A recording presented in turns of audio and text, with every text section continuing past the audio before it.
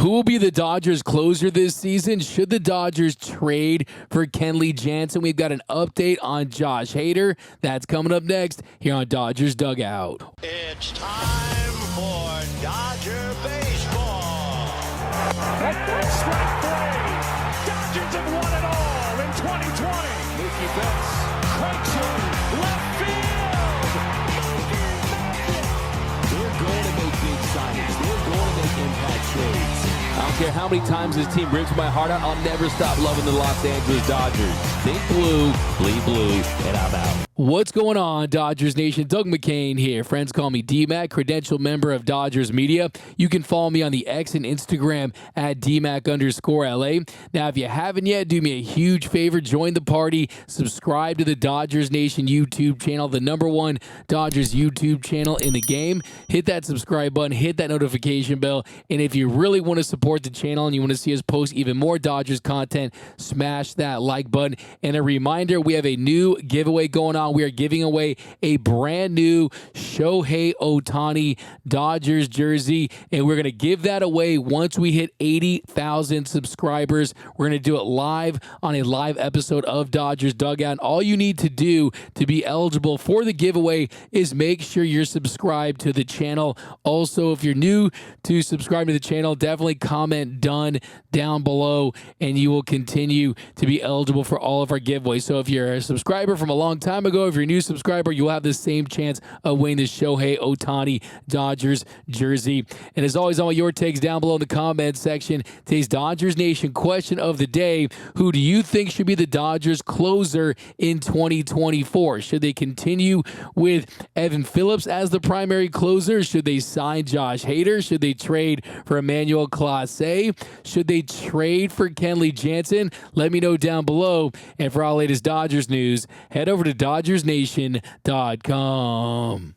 So one of the biggest storylines to follow now that the Dodgers have already signed Shohei Ohtani and traded for Tyler Glass now and signed Yoshinobu Yamamoto is who will be the Dodgers closer in 2024. Now, before we get into it, last season they went with Evan Phillips. And Evan Phillips is one of the best relievers in all of Major League Baseball. But the difference last season was he was moved into really being their primary closer. He finished with a team-leading 24 saves. Now, he didn't save every single game, but it was a different role for Phillips. You saw him more in that ninth inning role, and in my opinion, I think that he is best optimized when you have him facing the top of the lineup or the most high leverage situations. It doesn't matter if it's the sixth, the seventh, the eighth inning. You need to keep Evan Phillips for the biggest situations that will ultimately determine the outcome of games. And sometimes that's in the ninth, but more often than not, it's not. It's before then. So I would prefer to get Evan Phillips back to where we saw him in 2022, because last season he was really, really good, borderline elite, but in 2022 he was absolutely elite and in the conversation for one of the best relievers in all of Major League Baseball. If you look at 2022, he posted a 1.14 ERA. That went up to 2.05, which is still a phenomenal ERA. But if you look at the expected numbers, he had an expected ERA of 2.18 in 2022. That went up to a 3.14 in 2023. And also the expected FIP went to 2.72 in 2022 to 3.37 in 2023. Also, the strikeout numbers dipped a little bit, 11 K per nine in 2022 to a 9.68 K per nine in 2023. We know he uses that cutter, use that sweeper. He can induce soft contact, but I think that he is best utilized in that high leverage fireman Phillips role, and I personally do not want to see him as the exclusive closer for the Dodgers. I think that you need to go out there and look for a guy that can hold down that role. And look, honestly, in a perfect dream scenario, you guys know, if you've been watching this show for years, I am the biggest advocate for a closer by committee, and you can play matchups in certain situations, and that's how you do it. But I think for this team specifically in 2024, it is all in, that absolutely needs to make it back to the World Series, to has to win a World Series to be considered a success with the current roster they have. I think that going out out there and getting a proven lights-out ninth-inning closer would absolutely help Dave Roberts. It would help this team. And I think you look at what they have so far, you have a bullpen that has a lot of weapons in Joe Kelly and Brusdar Graterol and JP Fireeisen. There's a lot of talent in that bullpen, but you don't have enough trusted lefties. You have a Caleb Ferguson. You have an Alex Vesia who they're volatile at times. Can you trust them from a command standpoint in a big game, in a big moment where the World Series on the line? I'm not so sure you can. I think going out there and getting a proven lefty is something could absolutely take this team to the next level. And the Dodgers continue to be linked to the best free agent reliever this offseason in Josh Hader. Now, are you a hater? I personally am not. I think that if they could get Josh Hader on a favorable contract and he falls into their lap, I would absolutely jump at the idea of adding him to this team. Because if you added Josh Hader, you don't necessarily have to always make him your ninth inning guy. Based on the matchups, you could potentially get some saves out of Evan Phillips if you have more of a righty-heavy lineup that you're facing that particular inning. Or if you're going against that Atlanta Braves team where you got Olsen, you got some lefty firepower, they hit lefties well in Atlanta, you can possibly go to a Josh Hader in that situation. Now, first thing when it comes to Josh Hader is here's the update from John Heyman of the New York Post. He wrote yesterday, the Rangers and Phillies both make sense for star closer Josh Hader, but he's been connected more to the Dodgers. The Yankees seem focused on a starter for now, but he'd be a nice fallback option if they can't land Montgomery, not that likely, or Blake Snell. So first and foremost, let's break out that Dodgers rumor meter. And for this rumor that has the Dodgers continue to be connected to Josh Hader, I'm going to upgrade this to a 3 Dodgers dogs. I think this is 3 Dodger dogs here. I think there is some serious smoke. I'm not saying it's imminent. I'm not saying they're likely going to sign him or anything like that, but I definitely believe that there has been communication and that the Dodgers have probably made it clear that for a specific contract, if you get their number or close to it, they'd be willing to sign a Josh Hader because, like I said, one, you need to add another lefty. And by adding Josh Hader, you're adding one of, if not the best, lefty relievers in all of Major League Baseball. Now, I see people out there saying, hey, D-Mac, if you bring in Josh Hader, is he only going to want the 9th inning? Because that's what he's been for the last couple of seasons. And there's no doubt about it. If you look at how his career has evolved from his Milwaukee days when he was a lights-out multi-inning reliever option. He had a strikeout rate as high as 47.8% at one point. That version of Josh Hader isn't walking through the door. Now, he still strikes out hitters at a high clip. Last season was at 36.8%. That was one of the best in the league for a reliever. Also, the swinging strikes. He had a 16% whiff rate. That was fantastic for him. He was terrific in that department as well. So he gets punch outs. He misses bats. Also, he converts and records saves at a very, very high rate. In the last 3 years,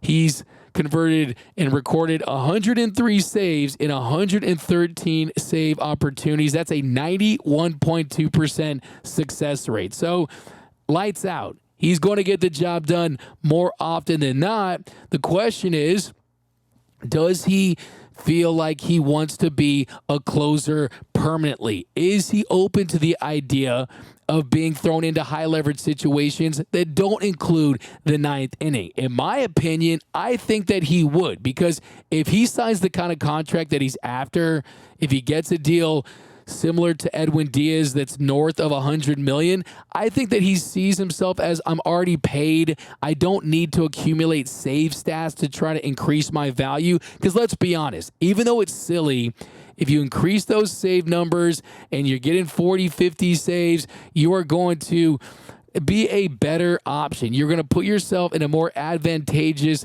position to sign a big deal because teams will see you as that lights out closer. There's even a marketability aspect there. You're running out there. Fans love it. They get on their feet. They want to see the closer get those final 3 outs. But guess what? If he does get paid, I think it's more about him just wanting to be effective. And I think that he would be more open to the idea of working in situations that don't involve getting a save. And you look at the numbers, I mean, last season, 56 in the third innings, had a 1.28 ERA. The expected numbers are good. Pretty much everything checks out for Josh Hader as far as being an effective and lights out reliever. Now, you could say, okay, what happened in 2022 when he had a 5.22 ERA? He had that stretch where he was struggling, but look, he ended up correcting some issues, made some mechanical adjustments, and down the stretch for the Padres, he was terrific. So I'm not worried about that. Also, you consider the fact that in 2019, Edwin Diaz, he struggled as well. He had an ERA north of 5, and a few years later, he was able to sign that big deal. So for me, I would absolutely be all in on a Josh Hader signing if you could get him at the right price. Now, how would I feel about signing Josh Hader for over $100 million? A guy who's 29, he turns 30 in April. Look, I mean, if this team really feels like they want a lights-out closer and they want to spend big and they want to get north of the Cohen tax, which at that point might be called the Guggenheim tax, then look, maybe they feel like he provides enough value and they want to avoid some of those late game collapses that we saw in 2017 when Kenley Jansen couldn't get the job done in Game 2 of the World Series. And we know that sometimes series, when it's razor thin and both teams are very talented, it can come down to the effectiveness of a reliever. They are very valuable. If you went out and got Josh Hader, you would get one of the best in the business. Oh, and on top of that, he's the lefty that you need as well. So it's tough to find any negatives to this. Only negative I would say would possibly be the fact that you're definitely going to have to pay a premium. But it feels like to me this is one of those situations where it's almost like Trevor Bauer a few years ago or Freddie Freeman a few years ago, that you just always saw the Dodgers linked. Every single article, every single insider had the Dodgers, the Dodgers, the Dodgers. And yes, we know the Dodgers click. People click on the Dodgers. It's always great to have your name linked to them as far as getting your client leverage. We understand that. But also, Dodgers ended up signing Trevor Bauer. They ended up signing Freddie Freeman. So if this is a situation where they're meeting his contract demands like a Bauer, then so be it. If it's a situation where he kind of falls into their lap because his market isn't as robust as he had hoped, then so be it as well. And you look at the other teams. Look, you got the Texas Rangers. The Rangers might bring back Jordan Montgomery. There's some talk about that. The Philadelphia Phillies, I think, are absolutely a big threat for Hader. I think that he's the team that I would for sure think is a major threat. I think that their team, I could absolutely see him signing with. I would not be shocked at all. The Dodgers, though, I mean, they've just gotten so aggressive. They've already committed over $1 billion with a capital B this offseason, and they just feel like they're not going to slow down anytime soon. Let's not forget, you have Ohtani deferring 97% of his contract and the advantages of that and how it allows you the ability to go out there and spend more money because of it. So, look, it's definitely something that it almost feels like, look, you don't want to overpay for closers. You definitely don't, right? I mean, and we've seen that you signed Kenley Jansen to that $80 million deal a few years ago. But for the most part, this organization hasn't loved the idea. I mean, you signed Kelly for $25 million after the 2018 season. But for the most part, it's been a lot of reclamation projects, the Blake Trinans, bringing in guys during the season, Ryan Brazier and Chris Martin. They always feel like they can find a guy during the season and try to fix him to help them out. And you've seen how sometimes they haven't had the best luck. Tommy Kenley, they took on a long-term project after he had Tommy John surgery. He was lights out until he wasn't in the 2022 NLDS. And then you look at Craig Kimbrell, a.k.a. Craig Crumble, with the Dodgers, who, look, it's a little bit overblown how bad he was because he did record a lot of saves. He definitely helped preserve this bullpen with how many innings he was able to eat. So there was that. But look, the reality is Kimbrelsa just wasn't it, and they had to let him go, right? And he didn't make the postseason roster. So they haven't always hit, and sometimes you just get what you pay for. It's like you don't want to always pay for the insurance, but you know you need it, right? And by spending money on a big-time closer, it's like getting the Apple Care on a product. You're like, man, this is already expensive, but I got to get the Apple Care on top of this. Then all of a sudden, you drop your laptop or you spill something on, it doesn't work. You're like, okay, I feel good about this. I got the Apple Care, and I'm going to be okay. Josh Hader is like getting that premium insurance, and you shorten the game by getting a guy that is that talented. So that's option number one. There's no doubting about that. There's no doubt that number one, if you can have any closer right now, it has to be a Josh Hader. Now, option number two, that's where you can start to debate. Do you want to go out there and trade for an Emmanuel Clase? Now, Clase is under a couple years of team control. He's still young. He has been one of the best closers in the game last few seasons. You've seen the velocity dip a little bit. The strikeouts have gone down a little bit. I still think at his age, the Dodgers could absolutely get him back to being among the game's elite. But then that also costs you prospects. Do you really want to trade premium prospects for a closer? Do you want to do that, right? Who remembers the Jeff Shaw era, right? Do you really want to go that route and spend big on a closer? Now, if Shane Bieber's attached and you're confident that Shane Bieber is the guy that could add some depth to this rotation, fortify this rotation, you could go six-man. You're going to need some guys to eat innings. Glass now, the most innings he's pitched in a season is 120. Yamamoto's transitioning from Japan to America. So it's going to be a situation where you can absolutely use another veteran starting pitcher that can eat innings. And Shane Bieber absolutely has the ability to do just that. Now, as far as how close can he get to being Cy Young Shane Bieber, I think those days are in the past, but I still think that he can be very effective. And I think that the Dodgers would have a great plan for him. And he's also a guy who'd be in his contract season, so he'd have every incentive in the world to put together the best year possible.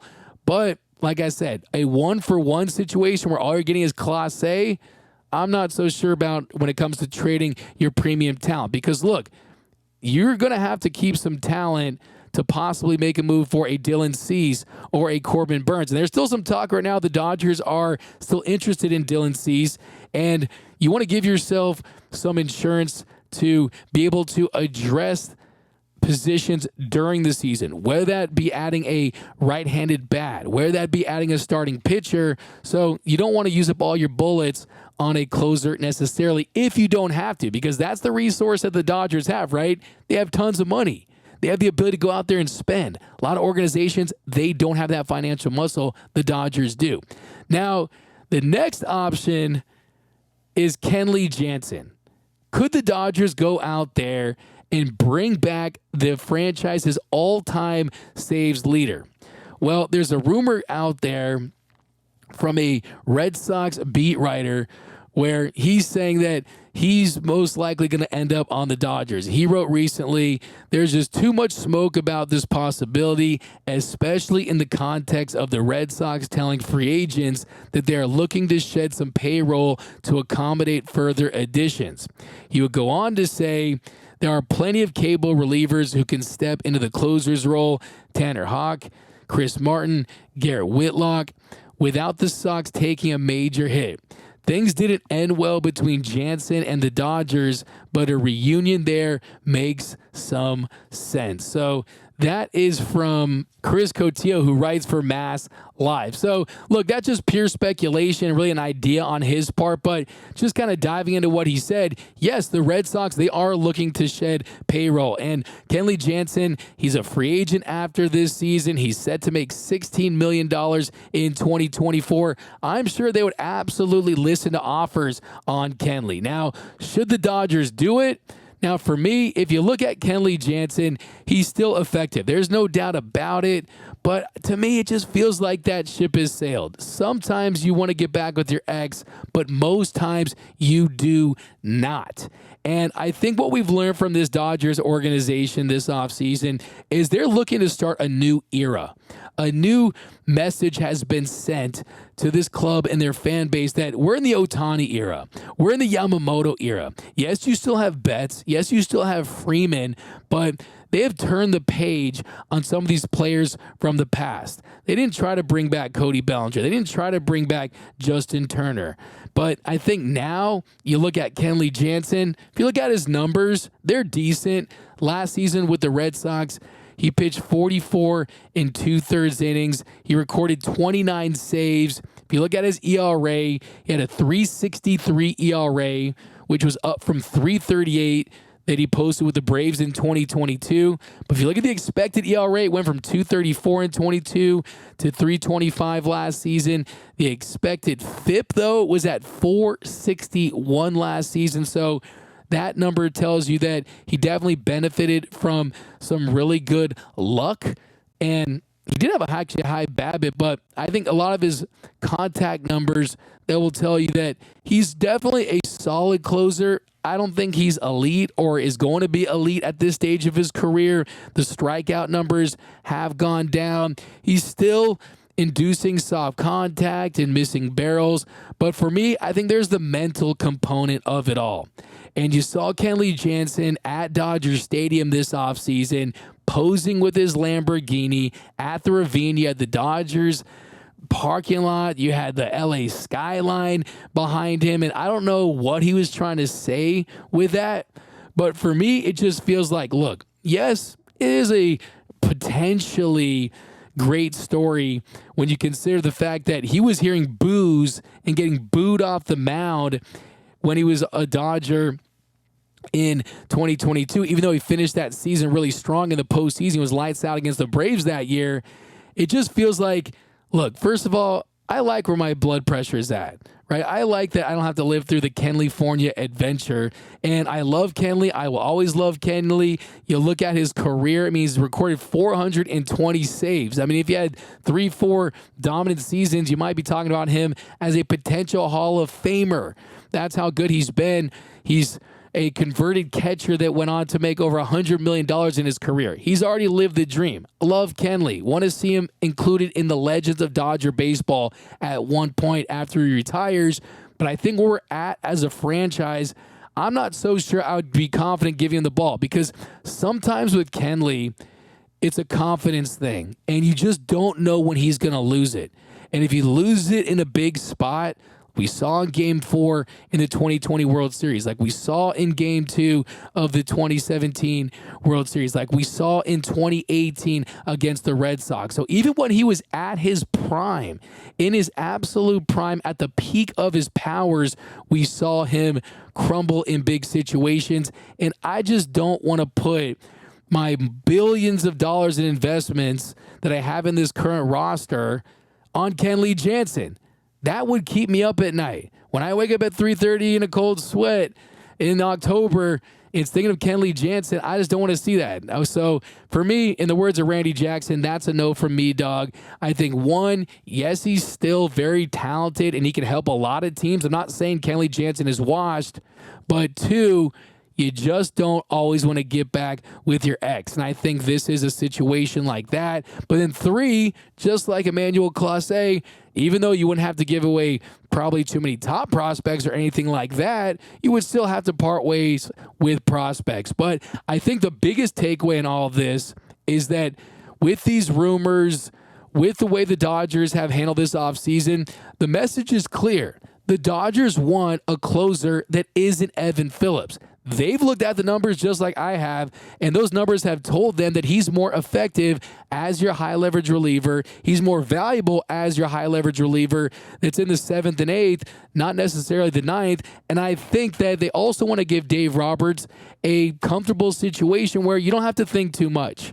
And you have a push-button bullpen, so to speak, and you bring in a Josh Hader, you're going to feel good about that 9th inning, and you also have fortified this rotation, and you're going to have one of the best lineups that's going to score more runs than probably any team in baseball this season, and that's why this team is the favorite to win the World Series. So I definitely think that that's the focus right now, adding another bullpen piece, potentially adding an innings-eating starter. Maybe they still try to go big and get a Dylan Cease. Remember, injuries are inevitable. Remember what happened in 2021. You had May. He went down. You had Bauer. He was put on administrative leave. You just never know how many starting pitchers you're going to need. The reality is you can never have enough of them. And then also, you got to get that right-handed bat that can mash lefties. But let me know down below in the comment section, would you want to see Kenley Jansen back in Dodger Blue? Me, I would not. I can't say it loud enough. It's a hard pass for me. We are in a new era of Dodger baseball. I'm like a shark. I'm looking at the front. I'm looking through the windshield, not the rear view mirror. That's how I think the Dodgers need to handle this offseason and their roster construction moving forward. But let me know down below in the comment section, do you want to see Kenley Jansen trade to the Dodgers? Do you want to see the Dodgers sign Josh Hader? Would you be willing to give Josh Hader over $100 million? I mean, can you imagine that with a Boris Klein? But let me know down below. Also, how do you feel about Clase? Maybe you want to see him as the Dodgers closer. Would you like to see Phillips still in that role? I want all your takes about the Dodgers closer position down below in the comment section.